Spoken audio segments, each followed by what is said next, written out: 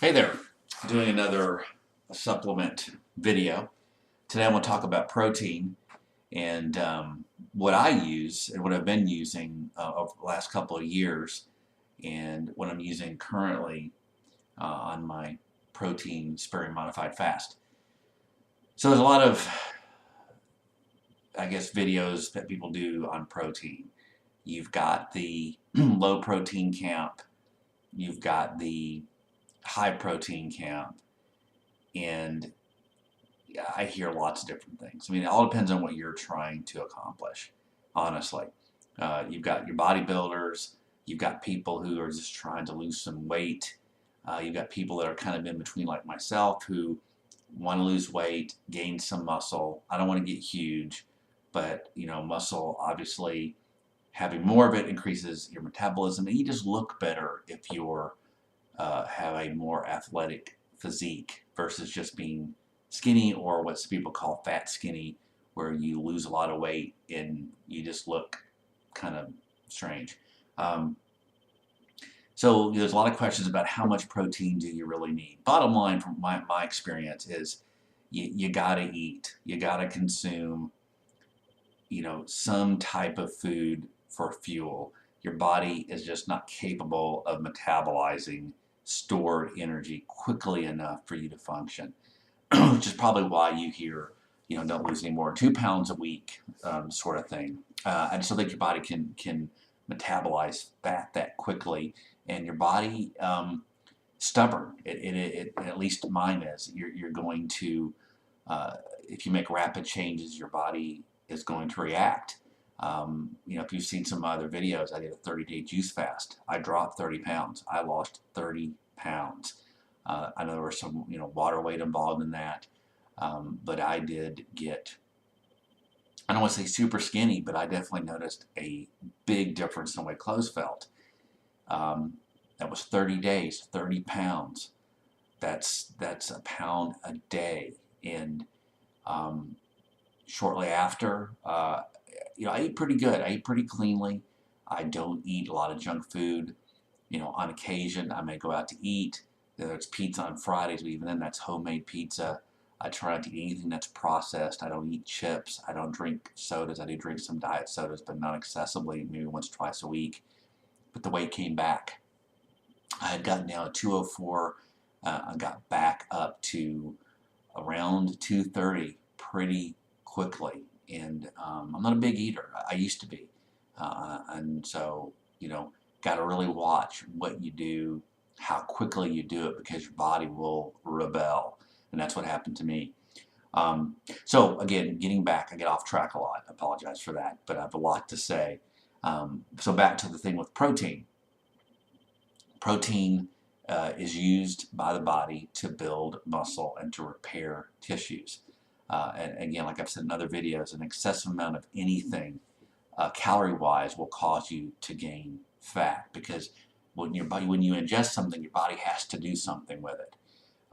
If you ingest carbs, they're metabolized, they're stored as liver glycogen and muscle glycogen. If you consume protein, it's used to repair cells, to help build muscle if you're lifting weights. If you consume fats, fats are metabolized and used a certain way. Anything that's in excess will be stored as fuel. So you can go crazy with protein. You take in, if you determine that you need around 2,000 calories a day to maintain your weight, and you consume 3,000 calories a day of protein, if you could do that, which I guess you could with enough steak, you stand the chance of gaining weight. Everyone is different, obviously. So I went on a protein sparing modified fast about 2 weeks ago, and there's different ways of doing this protocol. Some people, will consume whole animal proteins like chicken.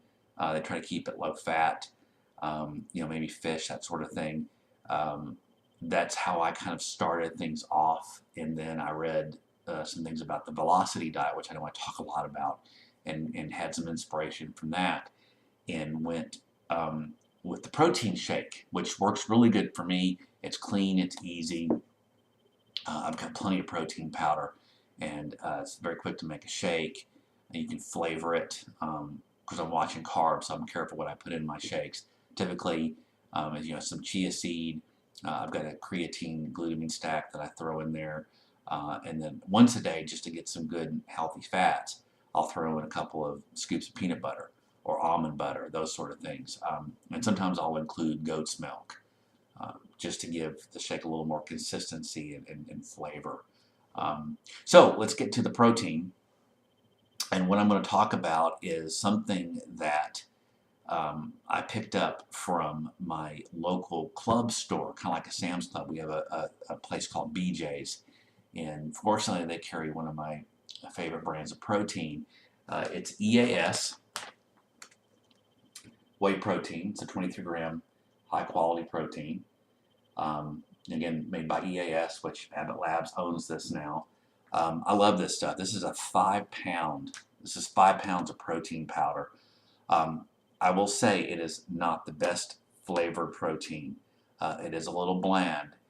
So, just for those of you who are real big on the flavor, my favorite protein in terms of flavor would be on Optimum Nutrition's. I think it's the Golden Vanilla. And I used to buy that quite a bit. Of course, that runs 40, 50, 60 bucks a tub. A tub, I don't even think contains 5 pounds. This is $33 at BJ's.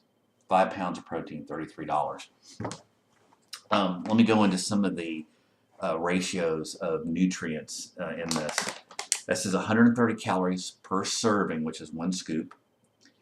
It's got 2.5 grams of fat, so it's low fat. 70 grams of cholesterol, if you're worried about cholesterol. Of course, from what I've read, what I understand, if you are looking at building muscle, cholesterol is important in that regard. Good amount of potassium, 140 milligrams of potassium.